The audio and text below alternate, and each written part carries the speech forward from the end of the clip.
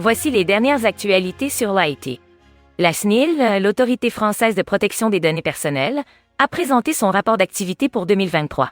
Les plaintes concernant les atteintes à la vie privée ont augmenté de 35% par rapport à 2022, avec 16 433 plaintes reçues, principalement dans l'environnement professionnel et sur les problèmes de cookies Internet. La SNIL a prononcé 42 sanctions pour un montant total de 89,17 millions d'euros, dont une amende de 40 millions à Criteo pour du ciblage publicitaire abusif et 32 millions à Amazon France pour la surveillance de ses employés. Le nombre de notifications de cyberattaques et de rançongiciels a aussi augmenté de 14% en 2023. La NIL se concentrera sur la cybersécurité et l'utilisation des caméras de surveillance lors des Jeux olympiques de Paris 2024. Veeam, spécialisée dans la sauvegarde et la restauration de données, a acquis Coveware, une entreprise spécialisée dans la réponse aux attaques de ransomware. Cette acquisition permettra à Veeam d'intégrer les services de Coveware pour une meilleure protection et récupération après une attaque ransomware. Coveware rejoint ainsi les offres Data Platform et Cyber Secure Programme de Veeam.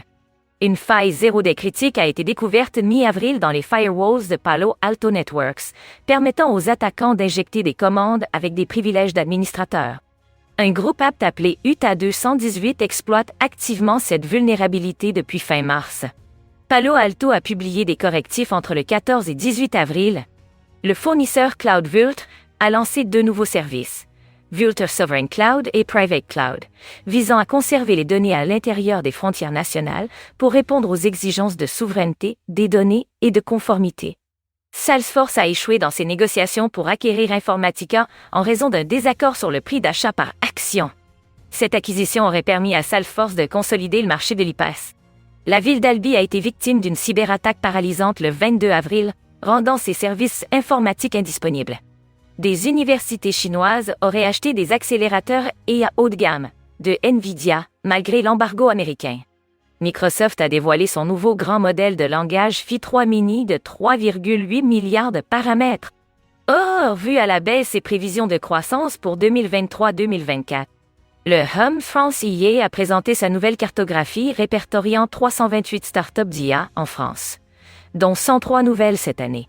Apple a acquis la start-up parisienne Datacalab, experte en IA embarquée, pour renforcer son expertise dans ce domaine. Microsoft France et Simplon ont lancé le programme génial visant à former et certifier 175 femmes à l'utilisation des IA génératives. Merci de m'avoir écouté et on se retrouve très rapidement pour les prochaines actus.